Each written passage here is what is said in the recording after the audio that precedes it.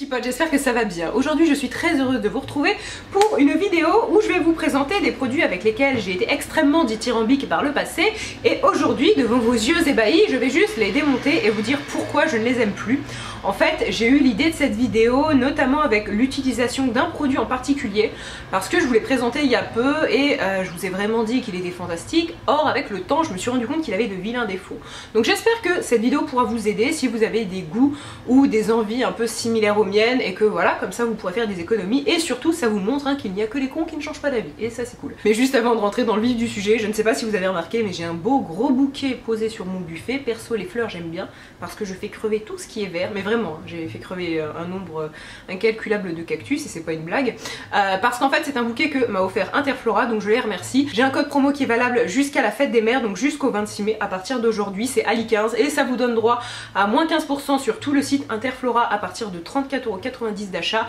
et vous pouvez passer commande si vous voulez faire livrer un bouquet à votre mère, même le jour même pour le 26, donc c'est hyper pratique. Je vous mets tout ça en barre d'infos si ça vous intéresse, mais perso je sais que j'aime bien recevoir des fleurs, mais après voilà. Bref, maintenant on peut y aller avec le vif du sujet. Donc comme je vous le disais, aujourd'hui je vais vous parler de choses que j'ai beaucoup aimées par le passé et avec le temps je me suis ravisée. Alors la première chose dont je tiens à vous parler, c'est quelque chose que je n'ai pas là physiquement avec moi, mais c'est une catégorie un petit peu plus vaste et il s'agit en fait des vêtements Claudie Pierlot, Maje, The Couples, toutes ces marques là. Je ne parlerai pas de Sandro par exemple parce que je n'ai aucune pièce d'eux, mais avec le temps en fait j'ai vraiment un problème avec ces marques. Alors je vous dis ça, mais bizarrement je peux continuer d'acheter parfois certaines choses chez eux, mais je trouve que c'est vraiment beaucoup trop cher par rapport à la qualité du produit, par rapport au tissu, c'est-à-dire que parfois vous vous retrouvez avec des robes à 350-400 balles et c'est du polyester les gars, vraiment du foutage de gueule parce que en soi la robe elle ne coûte absolument pas cher à produire et vous ils vous vendent ça super cher. En fait ce qui est dommage avec ce genre de marque, c'est que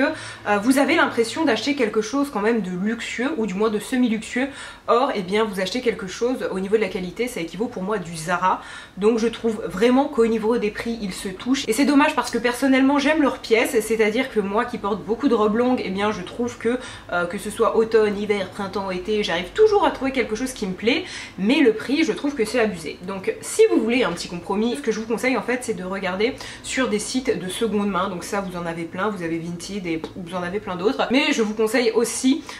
d'attendre en fait leur promo et un petit peu en quelque sorte leur vente privée. Donc ça vous en trouvez sur des sites de vente privée, mais vous en trouvez aussi sur leur propre site. Ou moi dernièrement je sais que j'ai acheté une de leurs robes de base, je crois qu'elle coûtait, c'était une Maje, elle devait coûter 350 € et je l'ai payé 100. Donc là 100 je trouve que c'est déjà un peu plus raisonnable et voilà, j'accepte de mettre 100 € pour une de leurs robes mais pas plus parce que vraiment ça ne vaut pas plus. Et je vous dis ça en connaissance de cause parce que j'ai pas mal de pièces qui viennent de leur boutique qui ont 1 an, qui ont 2 ans et parfois il y a déjà des trous,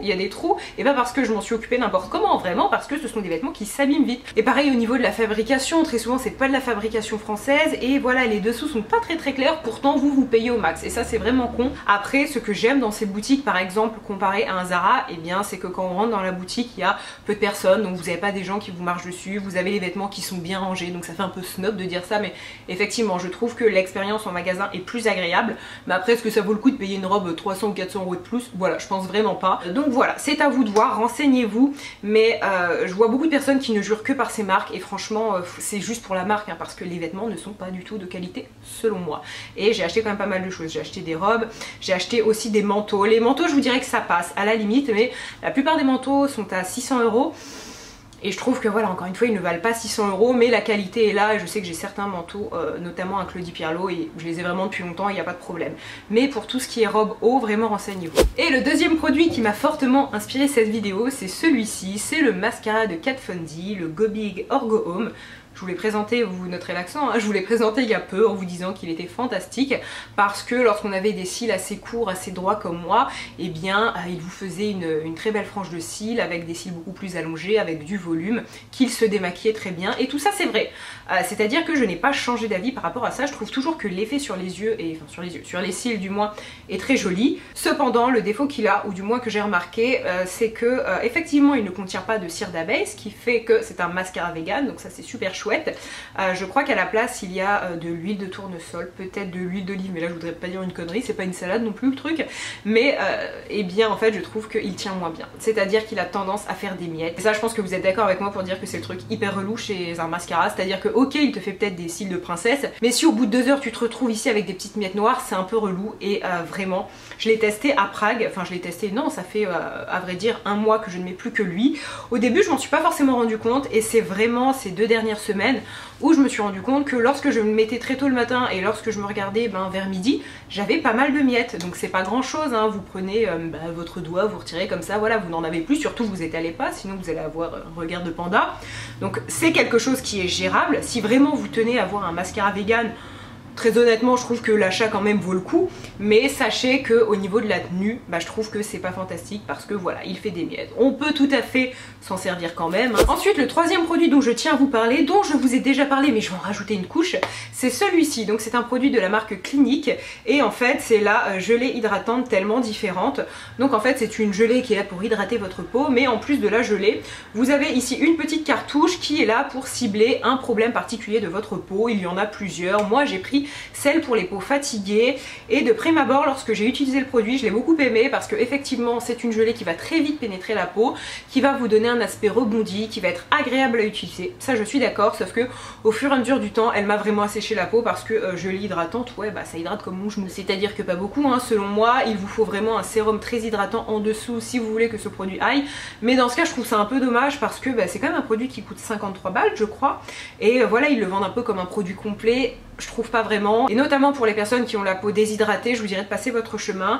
Peut-être que pour les personnes qui ont la peau grasse qui n'est pas déshydratée, ça ira, et peu importe votre type de peau, si en ce moment elle est déshydratée, passez votre chemin. Je vous rappelle que votre type de peau, je crois si je ne m'abuse, c'est peau sèche, peau mixte ou peau grasse. Ensuite c'est un état quand elle est déshydratée, et si en ce moment l'état de votre peau c'est déshydraté, voilà, n'utilisez pas ça. Je sais que j'ai des personnes aussi lorsque j'en ai parlé qui m'ont dit oui mais en fait c'est un produit que tu peux plus utiliser en sérum. Ouais mais dans ce cas en fait ce produit à la base je l'ai pas pris pour que ce soit un sérum, donc effectivement si vous l'avez et que vous trouvez ça pas assez hydratant, utilisez ça en sérum, mais voilà à la base c'est quand même un produit qui est là pour être une crème de jour, enfin un soin de jour. Autre produit qui m'a beaucoup déçu c'est ce liner. Alors celui-ci je vous ai dit qu'il était top génial sur Instagram en story parce que c'est vrai que j'ai pas le temps de tout vous présenter ici sinon je passerai ma vie à vous parler de produits, et en fait c'est le mascara, je vais dire pas du tout, non c'est l'eyeliner de Too Faced, le Better Than Sex, donc qui est de la même lignée si je puis dire que le mascara, et au début je l'ai bien aimé parce que la prise en main est vraiment sympa. C'est un pinceau donc vous n'êtes pas sur une base feutre et je trouve que pour tracer son trait c'est plus sympa et c'est plus simple, surtout pour celles qui n'ont pas l'habitude. Et ouais, les premiers jours je l'ai trouvé cool, la tenue est bonne, c'est à dire que c'est pas un eyeliner qui va avoir tendance à s'effriter, donc c'est chouette. En revanche il y a un problème, c'est qu'il n'est pas du tout intense. Les premiers jours ça passe, mais très vite en fait on n'a pas une intensité bien noire, on a plutôt une intensité en mode gris, et c'est un peu dommage parce qu'en général lorsqu'on met du liner c'est pour intensifier son regard et donc du noir, pas quelque chose de gris, ou alors sinon on achète un eyeliner plutôt gris et il en existe sur le marché. Ensuite deuxième point que j'ai pas aimé c'est que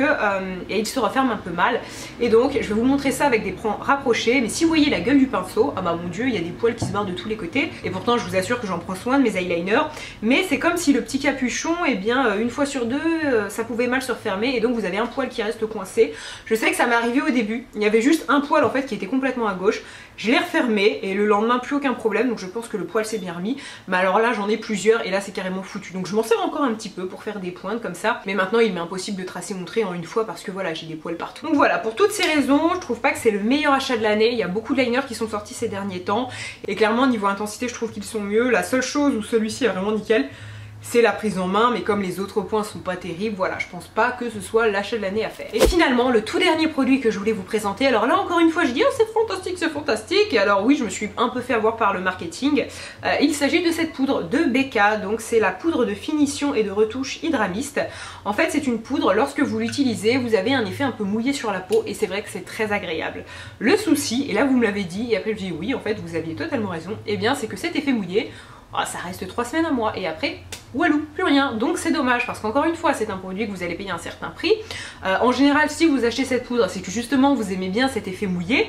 Et si au bout de 3 semaines, un mois, il n'y a plus rien, bah vous êtes déçus. Je sais que moi à la base en fait c'est une poudre que j'avais quelque part, je l'avais pas encore testée et Sana dans sa vidéo en a parlé, elle a dit qu'elle était fantastique, bah du coup je l'ai testée et je l'ai adorée comme elle, sauf qu'avec le temps voilà, et je pense pas que ça vienne de moi parce que vous avez été nombreuses à me dire qu'effectivement eh bien l'effet mouillé disparaissait assez vite, je l'ai toujours refermée en faisant attention, donc c'est un peu dommage. Et l'autre petit défaut qu'elle a c'est que elle se finit quand même assez vite, 10 grammes pourtant c'est pas mal, mais je trouve qu'en comparaison à d'autres poudres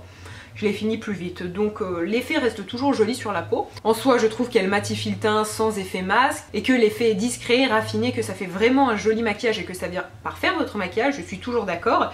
Mais voilà, si on l'achète pour l'effet mouillé, eh bien passez votre chemin parce que ça ne va pas durer très longtemps. Reste que ça reste toujours une bonne poudre selon moi. Et bien écoutez mes cocos, la vidéo est finie, j'espère très sincèrement qu'elle vous a plu. Moi je vous embrasse très fort et sur ce je vous dis à très bientôt. Bye.